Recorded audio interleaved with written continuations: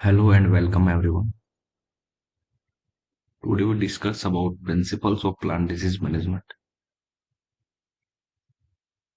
रोग प्रबंधन के सिद्धांत.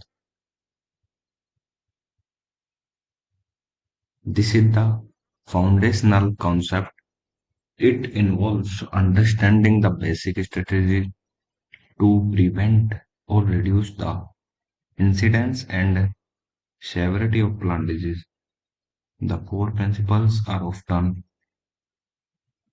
summarized as avoidance, preventing the plant and pathogen from meeting; exclusion, keeping the pathogen out of a disease-free area; eradication, eliminating the pathogen from a field area or plant; protection, using barriers like fungicides to protect the plant; resistant, using plant varieties that are inherently resistant to the disease; therapy, treating an already infected plant to cure it. अब इसे हम हिंदी में समझते हैं. यह मूलभूत अवधारणा है. इसमें पौधों की बीमारियों की घटना और गंभीरताओं को रोकने या कम करने की बुनियादी रणनीतियों को समझना शामिल है. मुख्य सिद्धांत इसके हैं: परिहार, अवॉइडेंस, पौधों और रोगजनक का मिलना रोकना; बहिष्करण, एक्सक्लूजन, रोगजनक को रोगमुक्त क्षेत्र से बाहर रखना; उन्मूलन, इरेडिकेशन, खेत क्षेत्र या पौधे से रोगजनक को हटाना; सुरक्षा, प्रोटेक्शन, पौधे की रक्षा के लिए अवरोधों जैसे कवकनाशी का उपयोग करना; प्रतिरोधक क्षमता, रेसिस्टेंस, ऐसी पौधों की किस्मों का उपयोग करना जो स्वाभाविक रूप से बीमारी के प्रति प्रतिरोधी हो; चिकित्सा, थेरेपी, पहले से संक्रमित पौधे का इलाज करके उसे ठीक करना; कल्चरल मेथड्स, सांस्कृतिक विधियां. These are framing practices that modify the environment to make it less favorable for the pathogen and more favorable for the plant. Sorry. Example include crop rotation, growing different crop in sequence to break the life cycle of soil-borne pathogens; sanitation, sanitization, removing and destroying infected plant debris; proper irrigation, avoiding overhead watering that leaves foliage wet for long periods; use of certified disease-free seeds; adjusting plant diet to avoid conditions favorable for the disease. Hindi में देखते हैं कि ये कृषि पद्धतियां हैं जो पर्यावरण को इस तरह से बदलती हैं कि यह रोगजनक के लिए कम अनुकूल और पौधे के लिए अधिक अनुकूल हो जाता है. उदाहरण है फसल चक्र, क्रॉप रोटेशन, मिट्टी में रहने वाले रोगजनकों के जीवन चक्र को तोड़ने के लिए अलग अलग फसलें लगाना; स्वच्छता, सैनिटाइजेशन, संक्रमित पौधों के अवशेषों को हटाना और नष्ट करना; उचित सिंचाई, सिंचाई, प्रॉपर इरिगेशन, ऊपरी सिंचाई से बचना जिससे पत्तियां लंबे समय तक गीली रहती हैं; प्रमाणित रोग मुक्त बीजों का उपयोग; बुआई की तारीखों को समायोजित करना ताकि बुआई की अनुकूल परिस्थितियों से बचा जा सके.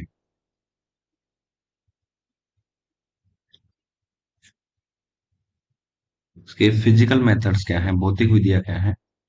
These methods use physical force of barriers to control disease; heat treatment, using hot water or steam to treat seeds; soil or planting material to kill pathogens; solarization, using transparent plastic sheets to trap solar heat and sterilize the soil;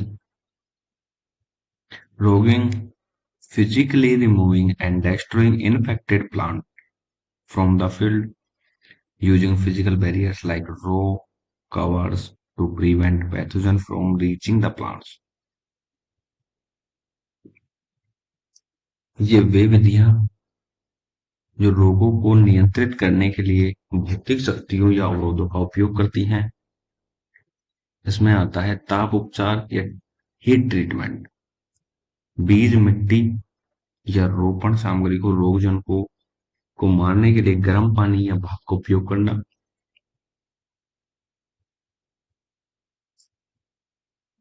सौर शोधन, solarization, मिट्टी को कीटाणु रहित करने के लिए सूर्य की गर्मी को फंसाने के लिए पारदर्शी प्लास्टिक शीट का उपयोग करना, रोगिंग, खेत से संक्रमित पौधों को शारीरिक रूप से हटाना और नष्ट करना, भौतिक अवरोधों का उपयोग जैसे कवर को रोगजनकों को पौधों तक पहुंचने से रोकता है। बायोलॉजिकल मेथड्स, जैविक विधियां, this is involves using living organisms or or their products to control plant pathogens. Antagonists, using beneficial microorganisms like Trichoderma pseudomonas that compete with parasites or produce antibiotics against the pathogen. Biofungicides, bactericides, commercial products based on these beneficial microbes induce systemic resistance. ISR, using certain bacteria or compounds to prime the plant's own defense system. इसमें पौधों के रोगजनकों को नियंत्रित करने के लिए जीवित जीवों या उनके उत्पादों का उपयोग किया जाता है। प्रतिवर्ती एंटागोनिस्ट्स, लाभकारी सूक्ष्मजीवों जैसे ट्राइकोडर्मा, स्यूडोमोनास का उपयोग करना जो रोगजनकों के लिए प्रतिस्पर्धा करते हैं, उस पर परजीवी के रूप में रहते हैं या उसके खिलाफ एंटीबायोटिक्स बनाते हैं। जैव कवकनाशी, जीवाणुनाशी, बायोफंजीसाइड्स, बैक्टीरिसाइड्स, इन लाभकारी जीवाणुओं पर आधारित व्यावसायिक उत्पाद, प्रेरित प्रणालीगत प्रतिरोध, आईएसआर, पौधे की अपनी रक्षा प्रणाली को तैयार करने के लिए कुछ जीवाणुओं या यौगिकों का उपयोग करना। केमिकल मेथड्स, रासायनिक विधियां, this is the use of chemical pesticides to manage disease, fungicides, chemicals that kill or inhibit fungi, bactericide, chemical that target bacteria, nematicides, chemicals that target nematodes, virucides, chemicals that can inactivate viruses.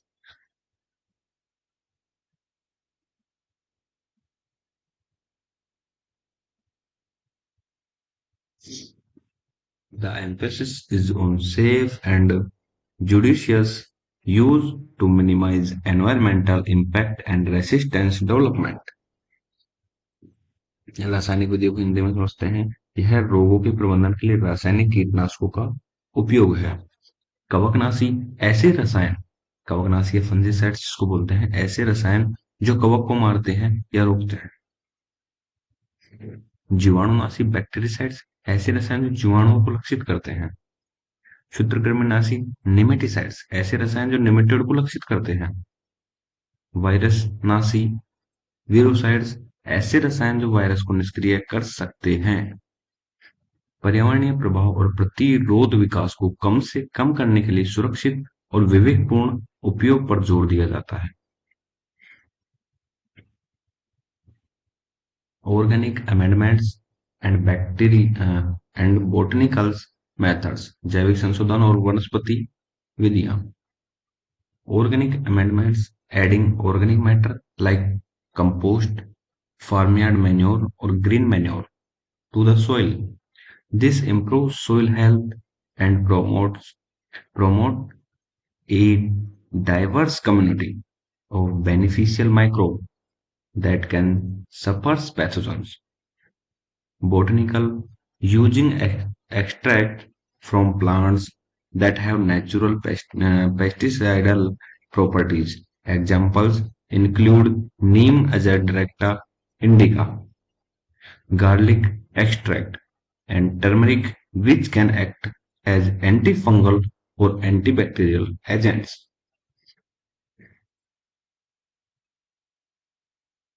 जैविक संशोधन, organic amendments, मिट्टी में compost, FIM या हरी खाद जैसे कार्बनिक पदार्थ मिलाना।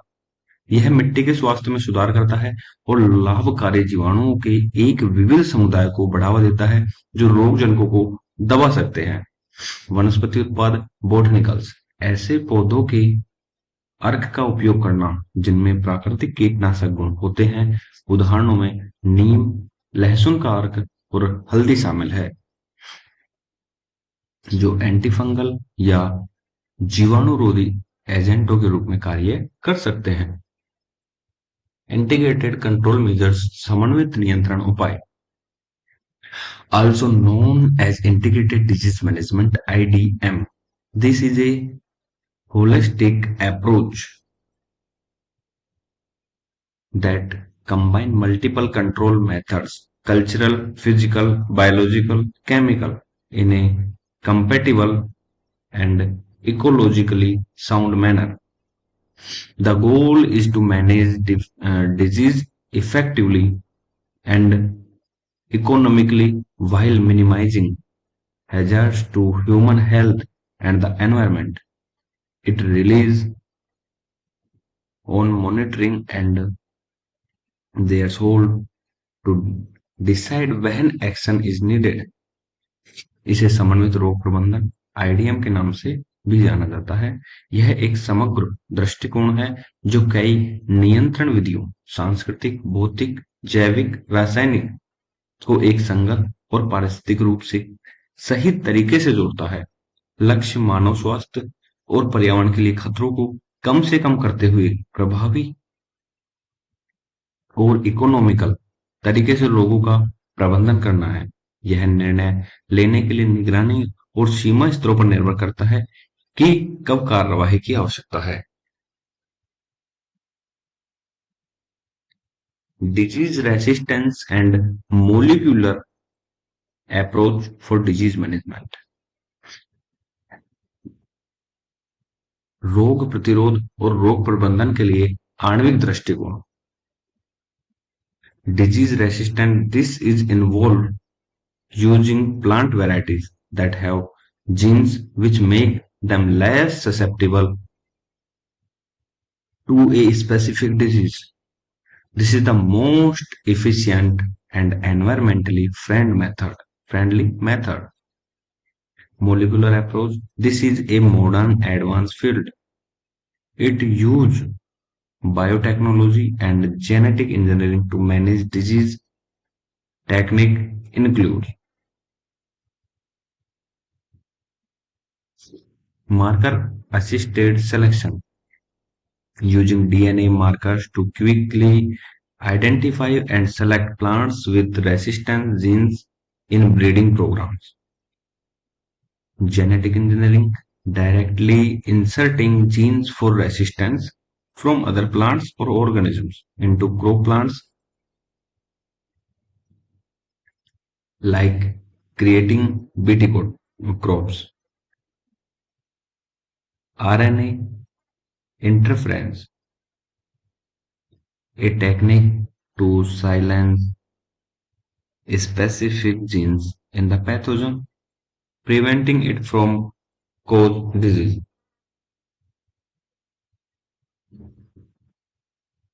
अब इसे हिंदी में समझते हैं। रोग प्रतिरोध, डिजीज रेसिस्टेंस, इसमें ऐसी पौधों की किस्मों का उपयोग शामिल है जिनमें जीन होते हैं जो उन्हें किसी बीमारी के प्रति कम संवेदनशील बनाते हैं। यह सबसे कारगर और पर्यावरण के अनुकूल तरीका है। आणविक दृष्टिकोण, मोलिकुलर अप्रोच, यह एक आधुनिक उन्नत क्षेत्र है। यह बीमारियों के प्रबंधन के लिए बायोटेक्नोलॉजी और जेनेटिक इंजीनियरिंग का उपयोग करता है। इसमें तकनीकें शामिल हैं। मार्कर सहायक चयन, marker assisted selection,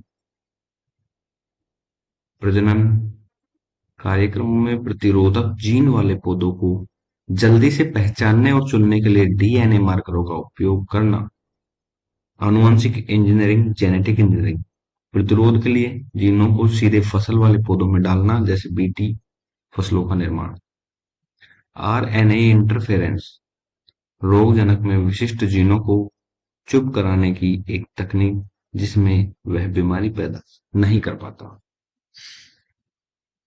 So thank you everyone to listen me and stay connected